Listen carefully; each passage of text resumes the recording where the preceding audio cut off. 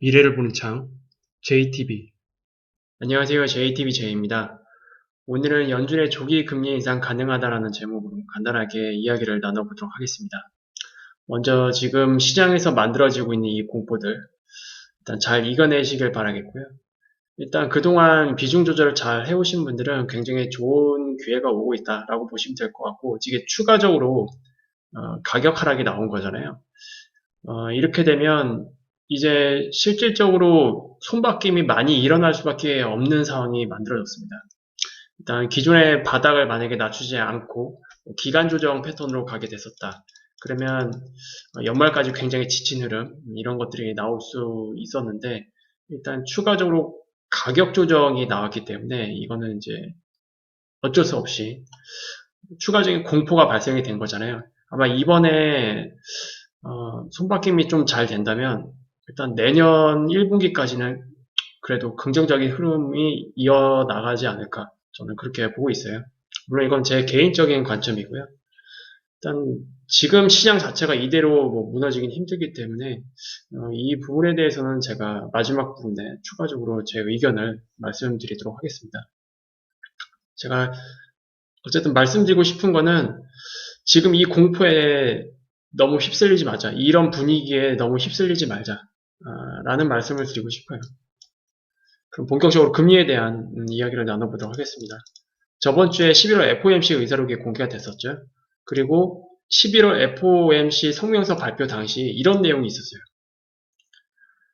일단 테이퍼링에 대한 가이드가 나왔습니다.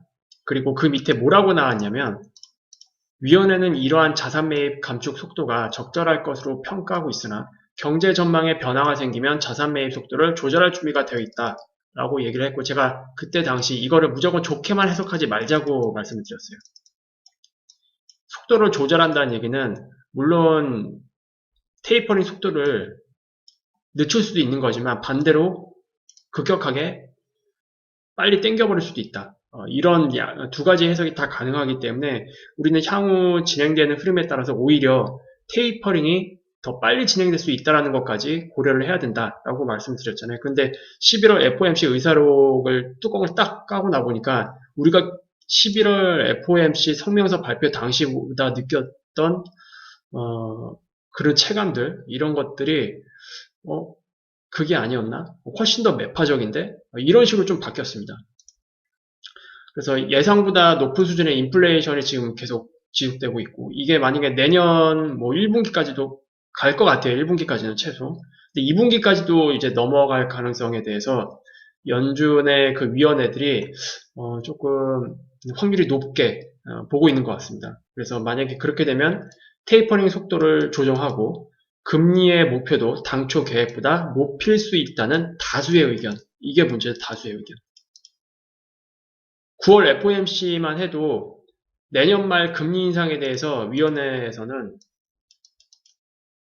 소수 의견이었습니다. 내년 말 금리 인상이. 근데 우리는 제가 연방기금리 선물 시장을 계속 공유를 해드렸잖아요, 상황들을. 근데 내년에 연말 금리 인상은 거의 기정사실화였고, 이게 1회냐 아니면 2회냐 이게 문제였었죠. 근데 최근 10월 달 넘어서부터 내년 금리 2회 인상 가능성이 굉장히 높다라고 말씀을 드려봤습니다.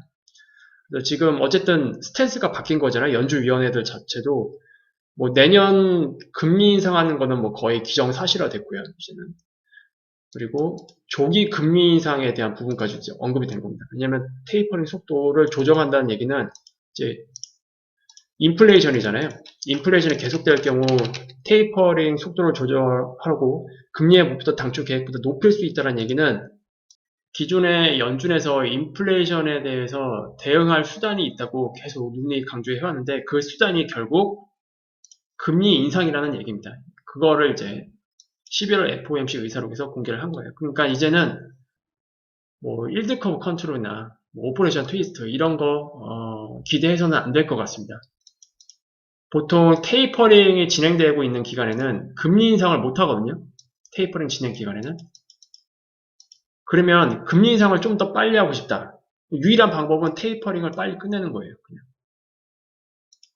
그래서 이번 기사 보니까 원래 기존의 가이드에서는 매달 국채 100억, 그 다음에 주택저당증권 50억 달러치, 그래서 총 150억 달러치 줄이기로 되어 있었는데 매입 속도를 더 늘려서 150억 달러 이상을 줄이는 것까지도 고려할 수 있다라는 얘기가 나오면서, 이렇게 되면은 원래 우리가 6월 달에 테이퍼링이 끝나는 걸로 알고 있었잖아요.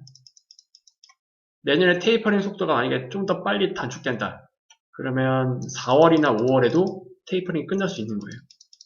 상반기가 채 끝나기도 전에 테이퍼링이 끝날 수 있다는 얘기죠. 그렇게 되면 당연히 금리 시장도 움직일 수밖에 없습니다. 연방기금리 선물 시장에서 저번 주까지만 해도, 이건 이제 내년 7월입니다. 내년 7월 FOMC 당시 금리 인상 확률이 얼마나 될 거냐. 저번 주까지만 해도 금리 동결 가능성이 15에서 18%였거든요. 그리고 80% 이상의 금리 인상 쪽으로 치우쳐져 있었습니다. 이게 지금 살짝 바뀌긴 했는데 뭐 큰 흐름은 바뀌진 않았어요. 뭐 요런 것들은 그냥 최근 뭐 남아공 변이, 그 다음에 금리 문제로 시장이 살짝 흔들린 문제, 이런 것들 좀 겹치면서 이렇게 된 거지, 전체적인 흐름은 변함없습니다. 여전히 내년 7월 달에 금리 인상 가능성 굉장히 높은 상황입니다. 그리고 아까 테이퍼링이 빨리 끝날 수도 있다라고 말씀드렸잖아요. 그러면 이제 5월 달이나 4월 달에도 끝날 수 있는 그 시나리오를 우리가 고려를 해야겠죠. 그렇게 될 경우 6월 달을 봤을 때 6월 달 역시 금리 인상 가능성이 60%가 넘는 상황입니다. 물론 이런 수치들은 내년 1분기가 끝날 때 거의 확정적으로 잡힐 거예요. 내년 1분기가 끝날 때쯤에. 근데 이게 전체적인 이 대세는 뭐 크게 꺾일 것 같지 않습니다. 왜냐하면 저는 남아공 변이가 뭐 작년처럼 시장을 막 크게 막 무너뜨리는 그런 형태로 영향을 끼칠 것 같지는 않거든요. 그때와 지금 다른 것들은 이제 백신, 치료제, 이 두 가지입니다. 작년까지만 해도 뭐 백신 나오는데 뭐 최소 2년 걸린다. 뭐 치료제도 사실상 RNA 바이러스는 치료제 만들기가 힘들다. 뭐 이런 다양한 이슈들 때문에 뭐 이런 것들이 준비되지 않은 상태에서 뭐 공포가 계속 겹쳤던 거죠. 근데 지금은 좀 상황이 다르죠. 백신 같은 경우에도 지금 미국 쪽에서 흘러나오는 얘기는 지금 남아공 변이 같은 경우에도 한 2주 정도의 데이터, 이것만 좀 확보되면은 백신 추가 개발 가능할 것 같다. 치료제도 마찬가지로. 그래서 이 공포가 저는 단기적으로 끝날 것으로 저는 개인적으로 보고 있어요. 다시 한번 말씀드리지만 제 개인적인 뷰입니다. 그래서 이런 것들이 뭐 시장 뭐 장기적으로 짓누를 것 같지는 않아요. 다시 이런 문제들이 희석이 되고 시장에서 소화가 되면 또 다시 리오프닝 문제, 그리고 소비 같은 경우에는 이미 이게 지금 소비 시장이 서서히 바뀌고 있잖아요. 이제 필수 소비재, 그리고 음식료 이쪽으로 이제 계속 넘어가려고 하고 있는데 이 흐름 자체도 좀 바뀌기 힘들다라고 보고 있습니다. 그래서 내년 상반기에도 인플레이션 문제는 계속 될 거기 때문에, 그리고 내년 상반기에 인플레이션이 지속되면 어쨌든 2022년 중반으로 다가가는 거잖아요. 1분기가 끝나게 되면. 그러면 이제 금리에 대해서는 우리가 어느 정도 기정사실화 할 수 있는 어떤 데이터들이 나올 거예요. 근데 저는 가능성을 너무 높게 보고 있어요. 7월 전으로 금리 인상을 할 가능성에 대해서. 그래서 이런 것들을 우리가 조금 고려를 해서 전체적으로 좀 시장을 봐야 될 것 같습니다. 그렇다라고 해서 이 금리 문제 때문에 시장이 한 방에 푹 주저앉지는 않을 거예요. 어쨌든 시장도 테스트를 해볼 겁니다. 과연 금리를 어느 정도 버텨낼 수 있을까에 대한 그 테스트를 분명히 할 거예요. 금리 인상을 한다고 해서 바로 긴축 텐트럼으로 이어지진 않을 겁니다. 다만 과거 사이클과 제가 다르다라고 말씀드렸죠. 위로 금리를 올릴 수 있는 룸 자체가 굉장히 적기 때문에 그 테스트는 그리 오래 걸릴 것 같지는 않다라고 보는 거예요. 그리고 최근 뭐 인플레이션 지표 나온 거 보면은 솔직히 좀 놀랍죠. 굉장히 놀랍습니다. CPI 같은 경우에는 전년 대비 6.2%. 계속 예상했던 것보다 치솟고 있어요. 실제 데이터들이. 이때 당시에도 이것보다 낮게 예측했는데 5.4% 나왔었고 5.8% 나왔을 때도 마찬가지였고 이번에도 5.8% 나온다고 했는데 6.2% 나온 거고. 이게 지금 추세가 계속 우상향이잖아요. 인플레이션 자체가. 이게 꺾여야 되는데 인플레이션에 죽을 기미가 안 보입니다, 지금은. 그리고 생산자 물가도 마찬가지예요. 너무 높습니다. 생산자 물가가. 8% 후반대예요, 지금. 8.5 위에서 계속 놀고 있어요. 근원 생산자 물가 지수도 마찬가지로 6.8%대. 이게 지금 안 꺾이고 있잖아요, 지금 계속. 계속 유지가 되고 있다라는 얘기. 그리고 이제 남아공 변이 때문에 고용시장 회복이 좀 지연되겠죠. 고용시장 회복이 지연된다는 뜻은 공급망 변목 현상에도 영향을 미친다는 얘기죠. 그럼 인플레이션이 쉽게 죽진 못하겠죠. 지금 뭐 자동차만 해도 내년에 만들어야 될 자동차가 너무 많아요. 지금 뭐 주문을 해보신 분들은 아시겠지만 최소 6개월 이상 걸린다라고 합니다. 지금 그만큼 많이 밀려 있어요. 그리고 반도체 역시도 마찬가지입니다. 이제 내년에 본격적으로 DDR5로 넘어가거든요. DDR5로 넘어가고 그 다음에 이 메타버스라는 거는 이제 단순히 일시적으로 일어나는 현상이 아니잖아요. 앞으로 이제 몇십 년이 될지도 모르는 그 긴 기간을 떠받들 이제 거대 산업으로 우리가 예상을 해야 되는데 이쪽에도 반도체 수요가 굉장히 많을 거예요. 내년 가면 아마 더 많아지겠죠. 반도체 수요 문제도 조금 여기에 좀 한몫을 하는 것 같고 그에 뭐 에너지 원자재 수요는 지속될 수밖에 없고요. 이런 모든 것들을 봤을 때 내년 1분기에 당연히 인플레이션은 지속될 것으로 예상이 되고 이게 2분기까지도 갈 수 있다. 그러면 연준은 움직인다. 우리가 그냥 이렇게 좀 정리를 해볼 수 있을 것 같아요. 그리고 제가 아까 시장에 대해서 좀 말씀을 드릴 게 있다라고 얘기했잖아요. 일단 시장은 남아공 변이가 나오기 전부터 11월 FOMC 의사로 공개될 때부터 시작됐습니다. 조기 금리 인상에 대한 우려가 이제 실질적으로 터져 나온 거죠. 우리가 의사록을 통해서 확인을 했으니까.